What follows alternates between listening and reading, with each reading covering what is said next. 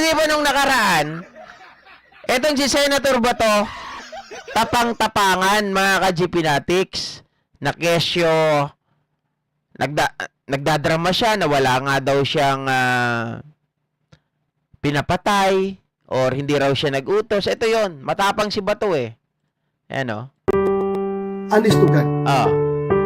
Never ako nagbigay ng instruction sa kanya na patayin sinong patayin, sinong dapat patayin, gano'n. Never ako nagbigay ng instruction. Ano, gusto niyo patayin? Sino patayin? Patayin niyo. Puntahan niyo. Buhusan niyo ng gasolina. Yung bahay, sindihan niyo. Pakita ninyo na galit kayo sa kanila. Okay, tapang ni Bato, di ba? Sabi niya pa ay Congressman Percival Sandanya, pumunta ka dito at susuntukin ko yung mukha mo para pumantay. Ngayon, mga kababayan, etong dahil kaya Laila de Lima, etong si Senator Bato, na-booking. Gago rin gumawa dito, sir. Sir. Sinaulo rin gumawa dito. Saan yung gumawa dito? Sir. Pamatiin nyo lang, sir. Sir, itong nakauli, sir. Okay, sabihin niya, pulis na naman ang ganyan dito, ha? Huli natin yan, sir. Maimbestiga kayo. Grabe, takot ni Bato, oh. Grabe.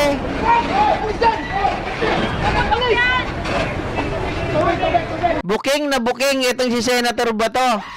Duwag pala ang loko. Mga kababayan.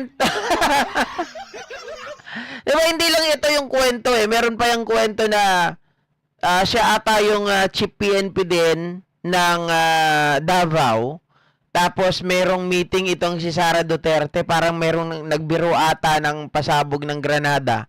Tapos siya mismo, unang-unang tumakbo at nagtago sa ilalim ng lamesa. Hindi ko lang matukoy kung tama ba ilalim ba ng lamesa yun. Basta nag-cover.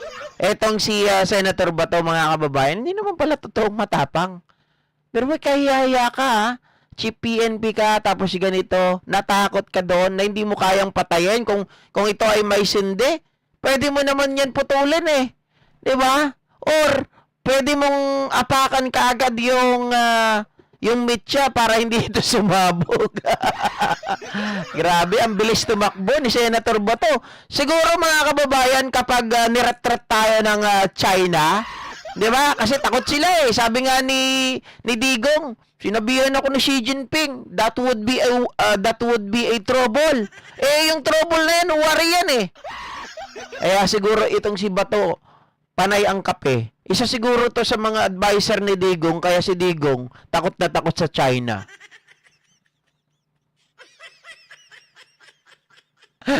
Sabi ni Ma'am Etelyn Solis, nagmayat nga derabon kina danugan kuma.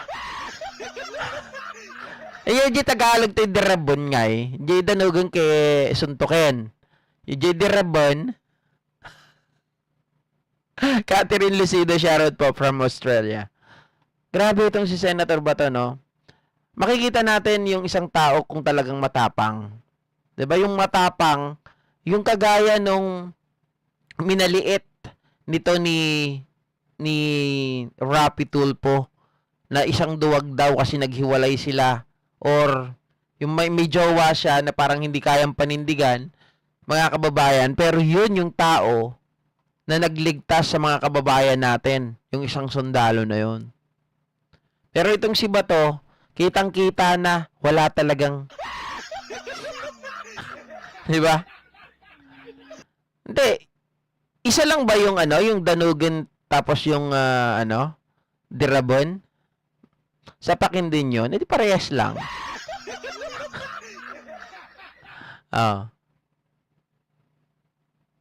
Ano si PBBM Chinese? Ang alam ko ata na Chinese si Digong eh. Congressman Busita, maraming rider na ilalaglag ka na lamang ng pagkatao mo. Sayang ka.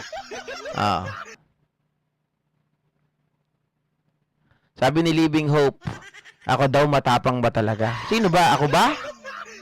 Hindi ako matapang. Ba't naman ako magmamatapang? 'Di ba? Dirabin kay sapakin. Danugan, suntukin. Dirabin, sapakin, danugan, suntukin. Isa lang yun Synonyms.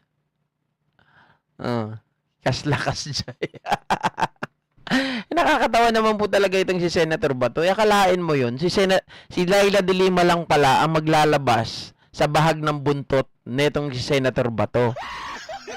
Diba, tingnan nyo bakit natin ito pinapalabas para pagtawanan si Bato? Hindi lang yon. Para, mga kababayan, sabihin natin na wala talagang galang, walang respeto sa kapwa itong mga ito. Nakita naman po natin na itong si Laila de Lima na patunayan na demurrer to evidence yung mga ebidensya sa kanya. Pero, kahit ganon, napakulong siya ng 7 taon. Tapos tinatarantado, winawalang hiya siya ng mga ito.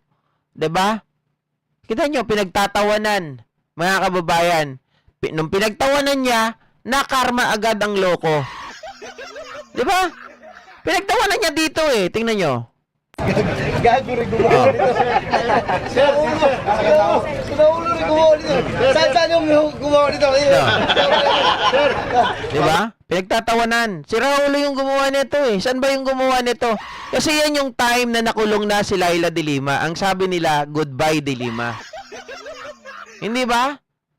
Pero, mga kababayan, ito ay isang talagang pambubuli na ginagawa nila Senator Bato. Bilang isang leader, dapat hindi niya rin pinapakita yung ganyan. Kung mayroong gumawa ng ganyan, wag na lang gawing katatawanan. Unang-una na, asar ako, pero dati GP, pinagtawanan mo rin yan. Oo, tama po. Tumawa rin ako dyan.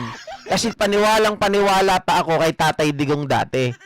GP, Raulo ka rin pala. Hindi nakikitawa lang. Di ba? Nakikitawa lang ako nun, pero hindi naman ako bully. Kumaga para sa akin, alam nila sa sarili nila na mali yung ginawa nila laban kay de Lima. Tapos pinagtatawanan pa nila. Diba? Okay lang sana kung tama sila na si de Lima ay isang drug lord. Diba? Okay lang yun. Pero yung ganito, sinira mo na yung pagkatao ng isang tao na wala naman palang kinalaman, ginawan nyo dahil kalaban ninyo at iniimbestigahan kayo.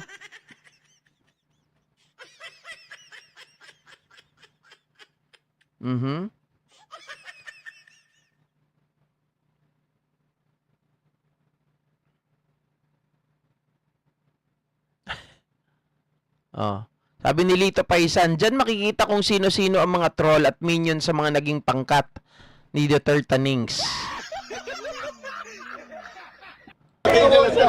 Sir, itong nakauli, sir. Okay, sabihin nga, pulis na Hindi ko alam kung paano nasindihan Nasindihan ba talaga? ganyan dito, ha? Maimbestiga kayo yan. Ay, sumabit ata sa kandila. Hindi ko alam kung sumabit o nasindihan, bigla siyang tumakbo